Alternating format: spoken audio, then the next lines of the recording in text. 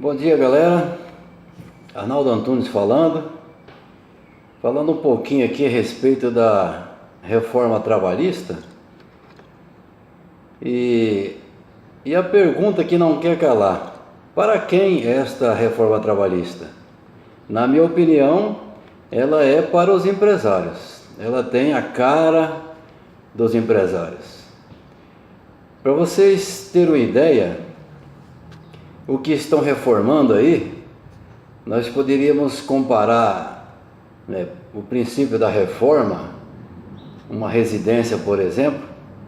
Quando você tem uma residência que você visualiza que ela precisa passar por algumas reformas, talvez a encanação hidráulica, talvez a fiação elétrica, talvez a pintura, talvez um reboco que já está se desprendendo dos tijolos.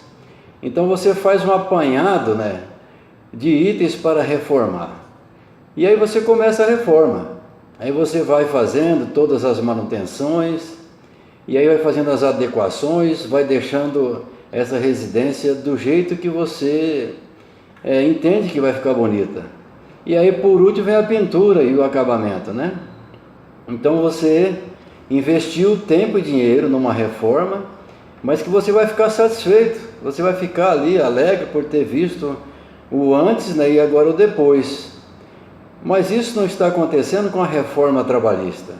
Ela veio para estar subtraindo direitos conquistados ao longo dos anos aí pela classe trabalhadora, muitas das vezes a sangue, suor e lágrimas. Muitos companheiros nossos de luta morreram por estas causas, Então nós podemos ver aí, por exemplo, aqui chama de jornada intermitente, que está lá agora, não contemplava na CLT e agora está nessa reforma trabalhista. Ela permite que você receba só pelas horas trabalhadas. Então, aí você imagine, você sai da sua casa, vai para a empresa, chega lá, começa o trabalho, aí dali para frente começa a pontuar o que você tem direito. E aí também tem a remuneração só pelas horas trabalhadas. Ela tira todas as vantagens que você tinha em relação àquele tempo para vestir a roupa, aquele tempo para você fazer o seu DDS, que é o diário de segurança. E aí vem uma outra coisa também que foi incluído, o tal do trabalho remoto.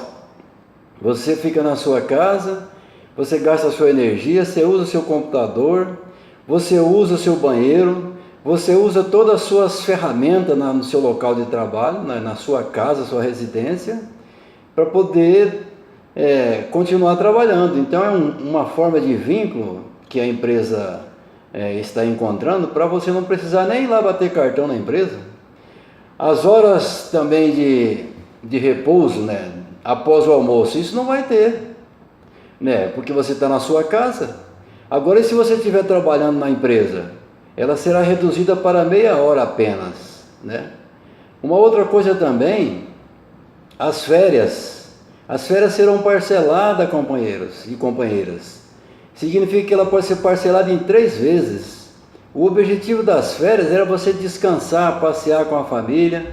Como é que você faz isso aí em 10 dias? Tem lá um limite lá que eles falam de 14 dias no mínimo, mas mesmo assim, você quer tirar 30 dias, praticamente a empresa vai sempre negociar com você. E você precisa do trabalho, e você vai dizer não para o patrão: não, eu não quero parcelar minhas férias, eu quero 30 dias.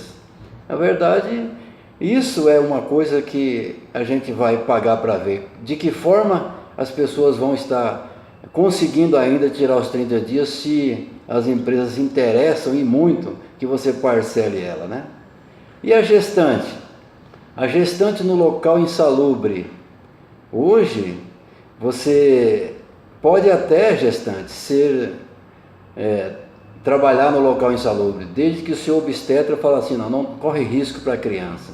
Agora eu pergunto, será que esses médicos colocariam as suas esposas para trabalhar nesse local insalubre? Acredito que não, E também, uma outra coisa também, a demissão negociada. Porque existe hoje a multa de 50%, que 10% vai lá para o governo, e os 40% vai para a conta do trabalhador quando ele é demitido imotivadamente. Agora não, ele pode negociar isso com o patrão.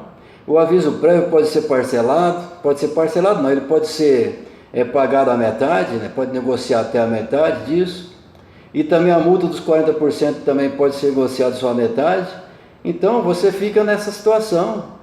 Uma coisa também, a tal da ultratividade. Aquilo são aqueles acordos que a gente faz, né, que vale ainda por 2 anos, e a gente vai negociar, né, na nossa database, e aí aqueles direitos que a gente tinha lá, garantidos, antigamente a gente tinha garantido, a gente chegava na empresa e protocolava só a garantia da database.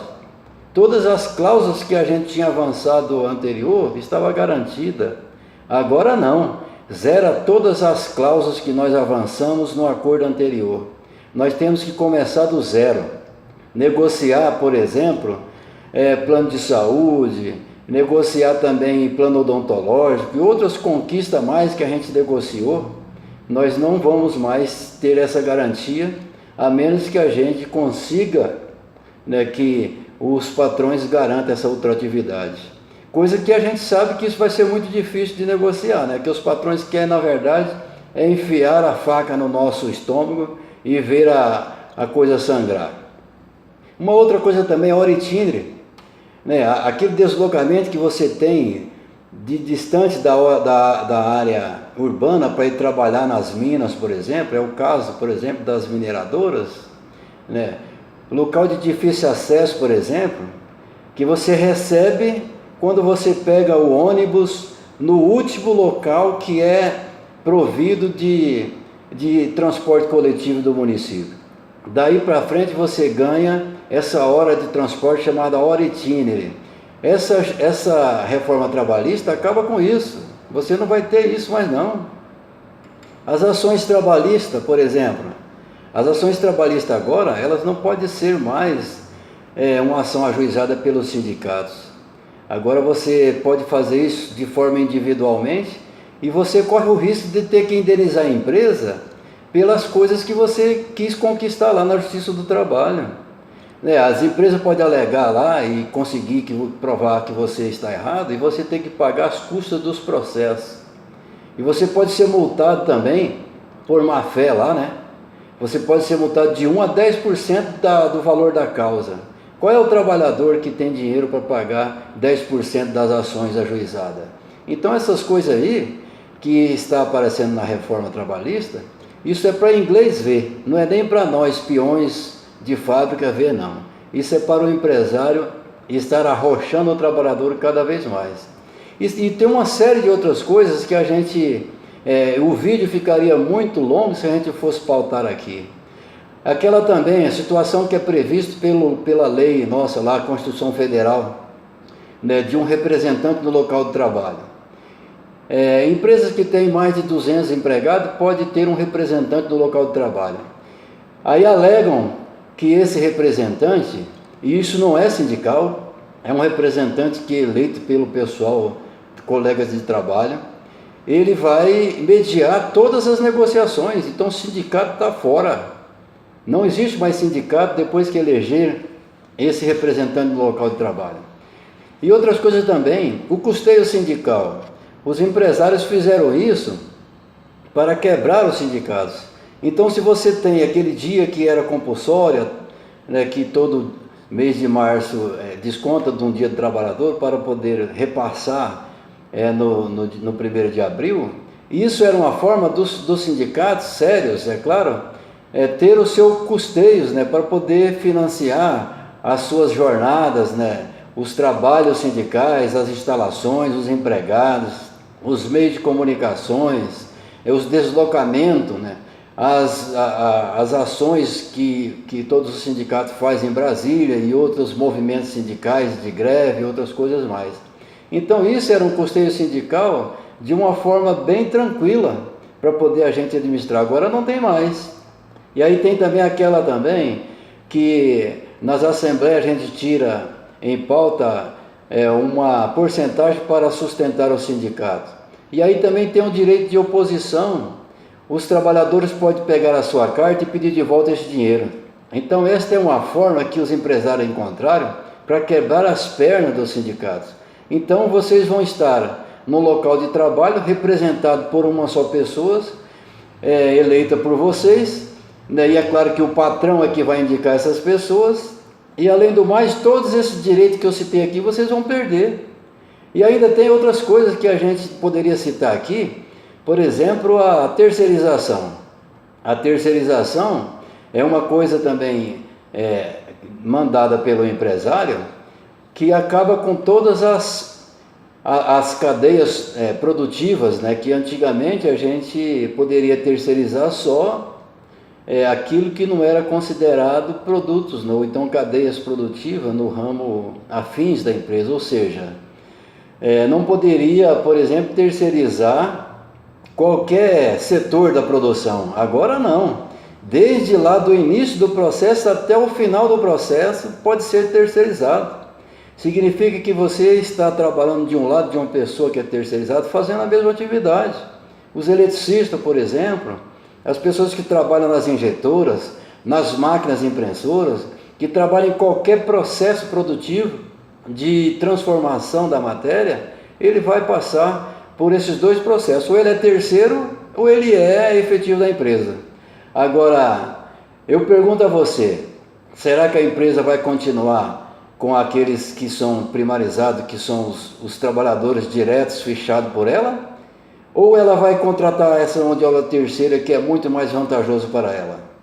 Eu acredito que eles vão continuar terceirizando tudo, inclusive vão virar todos CNPJ.